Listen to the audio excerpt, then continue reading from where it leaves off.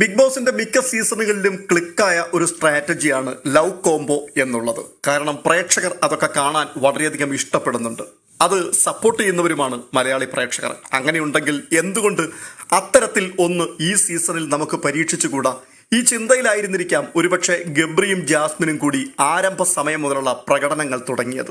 അതെ, വന്നു കയറി മൂന്നാം പക്കം മുതൽ ലവ് ട്രാക്ക് പിടിച്ച് മുൻപോട്ട് അവർ പോകാൻ തുടങ്ങി. ഒരു മയത്തിലൊക്കെ ആയിരുന്നെങ്കിൽ ആൾക്കാരെ കബളിപ്പിച്ച് മുൻപോട്ട് പോകാൻ കഴിയുമായിരുന്നു. എന്നാൽ അത് പരിധികൾ ലംഘിച്ച് മുൻപോട്ട് പോകുവാൻ തുടങ്ങിയപ്പോൾ അകത്തും പുറത്തും ഒരുപോലെ പ്രതിസന്ധികൾ ഉയരുവാൻ തുടങ്ങി.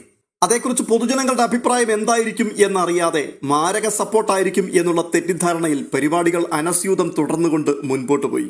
ഒടുവിൽ പണി പാളി എന്നുറപ്പായി കഴിഞ്ഞപ്പോഴേക്കും ഇപ്പോൾ ജാസ്മിൻ വിട്ടുമാറുവാൻ വേണ്ടി പെടാപ്പാട് പെടുകയാണ്. നമ്മുടെ നാട്ടിൽ ഉടുമ്പ് പോലെ പിടിച്ചു കിടക്കുന്നു എന്നൊക്കെ നമ്മൾ പറയാറില്ലേ, എന്നതുപോലെയാണ് ഗബ്രി ഇപ്പോൾ ജാസ്മിനെ ഒരടി പിന്നോട്ട് വെക്കാൻ സമ്മതിക്കാതെ അടങ്കം പിടിച്ചു നിൽക്കുകയാണ്. നീ ചത്താൽ ഞാനും ചാകും എന്ന് പറയുന്നത് പോലെ. ആ പെങ്കൊച്ചാണെങ്കിൽ എല്ലാ മാർഗങ്ങളും പ്രയോഗിച്ചു നോക്കി കരഞ്ഞ് കാല് പിടിച്ചു പറയുകയാണ്, എനിക്ക് പുറത്താരുമില്ല, ഞാൻ വഴിയാധാരമാണ്, ഭാവി എൻ്റെ മുമ്പിൽ ഇരുളടഞ്ഞതാണ് ഗബ്രി, അതുകൊണ്ട് ദയവ് ചെയ്ത് എന്നെ വിട്, ഞാൻ ഷോ ക്വിറ്റ് ചെയ്യുകയാണ്, ഞാൻ പുറത്തേക്ക് പോവുകയാണ്. അപ്പോൾ ഗബ്രി പറയുന്നത്, അങ്ങനെ നിന്നെ ഞാൻ വിടുകയില്ല, നീ പോവുകയാണെങ്കിൽ നീ പോകുന്നിടത്തേക്ക് ഞാനും വരാൻ പോവുകയാണ്, നീ വഴിയാധാരമാകാൻ ഞാൻ സമ്മതിക്കില്ല, നിന്റെ കൈ പിടിക്കാൻ ഞാനും ഉണ്ടാവും. സത്യത്തിൽ ഊരാക്കുടുക്കായി എന്ന് വ്യക്തമായി ബോധ്യമുണ്ടെങ്കിലും ഏതെങ്കിലും രീതിയിൽ ഇതിവിടെ വെച്ച് അവസാനിപ്പിക്കാൻ പറ്റിയാൽ, ഒഴിച്ചുവിടാൻ പറ്റിയാൽ ഒഴിഞ്ഞു പോകട്ടെ എന്നുള്ള രീതിയിലാണ് കരഞ്ഞ് കാല് പിടിക്കുന്നത്. പക്ഷേ അയാൾ സമ്മതിക്കില്ല. അയാൾ പറയുന്നത്, നിന്നെ കൊണ്ടേ ഞാൻ പോകൂ. ജാസ്മിന് സംസാരിക്കുന്നതിന് ഒരു പരിധിയുണ്ട്. ഇനി കൂടുതൽ എന്തെങ്കിലും പ്രതികരിക്കാൻ പോയി കഴിഞ്ഞാൽ എന്നെ അനാവശ്യമായിട്ട് ഇത്രയും കാര്യങ്ങളിലേക്ക് വലിച്ചിഴച്ച് നെഗറ്റീവ് ആക്കിയതിനു ശേഷം നീ തേക്കാനാണോ ഭാവം എന്നൊക്കെ ചോദിക്കാൻ വന്നു കഴിഞ്ഞാൽ ഉള്ള ജീവനും കൂടി ജാസ്മിന് നഷ്ടപ്പെടും. അതുകൊണ്ട് ഇടം വലം തിരിയാൻ കഴിയാതെ ശ്വാസം മുട്ടുകയാണ് ഇപ്പോൾ ജാസ്മിൻ. പുറത്തു നടന്ന സംഭവങ്ങളെല്ലാം മനസ്സിലായത് വെച്ചിട്ട് ജാസ്മിൻ ഗബ്രിയോട് പറഞ്ഞു മനസ്സിലാക്കുന്നുണ്ട്. എന്നിട്ട് ചോദിക്കുകയാണ്, നിനക്ക് മനസ്സിലാകുന്നുണ്ടോ ഗബ്രി എൻ്റെ അവസ്ഥ എന്താണെന്ന്? നീ ഞാനായിട്ടൊന്ന് നിൽക്ക്, ഞാനായിട്ട് നിന്നുകൊണ്ട് എൻ്റെ സ്ഥാനത്ത് നിന്നുകൊണ്ട് നീ ഒന്ന് ചിന്തിച്ചു നോക്കിയേ, എന്തായിരിക്കും അവസ്ഥ? നിനക്ക് മാനസിക തകർച്ചയുണ്ടാകുമോ? ഗബ്രി പറയുന്നു, തീർച്ചയായിട്ടും എനിക്കും മാനസിക തകർച്ചയുണ്ടാകും. അങ്ങനെയാണെന്നുണ്ടെങ്കിൽ ഗബ്രി, ഞാൻ പുറത്തു പോകുന്നതാണ് ഏറ്റവും ഉചിതം. നീ ഇവിടെ നിന്ന് നന്നായിട്ട് ഗെയിം കളിക്ക്. നോ, അങ്ങനെ പോകുവാൻ ഞാൻ സമ്മതിക്കത്തില്ല, നിന്റെ കൂടെ ഞാനും ഉണ്ടാകും. ബിഗ് ബോസ് വീടിനുള്ളിൽ കോർണർ ചെയ്യപ്പെടുന്ന ഒരു വ്യക്തിയുടെ മാനസികാവസ്ഥ നമുക്ക് ഊഹിക്കാൻ പറ്റുന്നതിനൊക്കെ ഒരുപക്ഷെ അപ്പുറമായിരിക്കാം. പ്രഷർ കുക്കറിന്റെ സമാനമാണ് അവരുടെ ഹൃദയം. എല്ലാ നിമിഷവും അവരിങ്ങനെ വീർപ്പ് മുട്ടിക്കൊണ്ടിരിക്കുന്ന ഒരവസ്ഥയാണ്.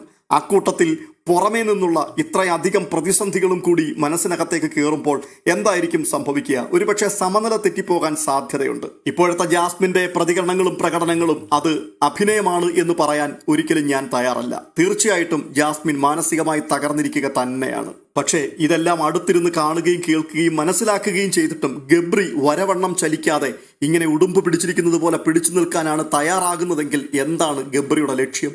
എനിക്ക് എൻ്റെതായ ഒരു തീരുമാനമില്ല. എന്നെ വളർത്തി വലുതാക്കിയ മാതാപിതാക്കളുണ്ട്. അവരുടെ ചോയ്സാണ് എൻ്റെ ലൈഫിൽ ഏറ്റവും ഇമ്പോർട്ടൻ്റ് ആയിട്ട് ഞാൻ കരുതുന്നത്. എനിക്ക് വേണ്ടി അവർ കാട്ടിത്തരുന്ന ഒരു പെൺകുട്ടി ഉണ്ടാകും, ആ കുട്ടിയെ മാത്രമായിരിക്കും ഞാൻ കെട്ടുക എന്നൊക്കെ ജാസ്മിൻ്റെ കൂടെ മുമ്പിൽ ഇരുന്ന് വാചകമടിച്ച ഗബ്രി ഇപ്പോൾ കരഞ്ഞ് കാല് പിടിക്കുന്ന ഒരു പെൺകുട്ടിയുടെ മുൻപിൽ നിന്നുകൊണ്ട് എന്താണ് ഈ കാട്ടിക്കൂട്ടുന്നത്? തെറ്റ് രണ്ടുപേരുടെയും ഭാഗത്ത് സംഭവിച്ചിട്ടുണ്ട്. പക്ഷെ ഒരാൾ തിരുത്താൻ ശ്രമിക്കുമ്പോൾ മറ്റേയാൾ അതിന് അനുവാദം പോലും കൊടുക്കാതെ അടങ്കം പിടിച്ചു നിർത്തുക എന്ന് പറയുമ്പോൾ അതിനെ ഏത് ഭാഷയിലാണ് ന്യായീകരിക്കാൻ കഴിയുക? എന്തായാലും ജാസ്മിൻ ഇപ്പോൾ തന്നെ പ്രഖ്യാപിച്ചു കഴിഞ്ഞു, ഞാൻ ടോട്ടലി തകർന്നിരിക്കുകയാണ്, എനിക്കിനി ഇവിടെ ഗെയിം കളിക്കാൻ ഒന്നുമില്ല, അത്രമാത്രം എൻ്റെ ഉള്ളം എംപ്റ്റി ആയിരിക്കുകയാണ്, എനിക്ക് ഓർമ്മകളില്ല, എൻ്റെ ബുദ്ധി തന്നെ ഫ്രീസായി നിൽക്കുന്ന സാഹചര്യമാണ്.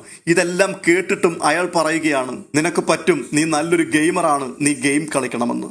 വൈകല്യമുള്ള മനസ്സുകളിൽ നിന്ന് മാത്രമേ ഇത്രയും മോശമായിട്ടുള്ള പ്രതികരണങ്ങൾ ഉണ്ടാകൂ എന്നാണ് ഞാൻ വിശ്വസിക്കുന്നത്. എന്തായാലും ഇന്നത്തെ എപ്പിസോഡിൽ ഈദിന്റെ ആശംസകളുമായിട്ട് ഓരോരുത്തരുടെയും മാതാപിതാക്കളുടെ മുഖം വെളിപ്പെടുന്നുണ്ട്.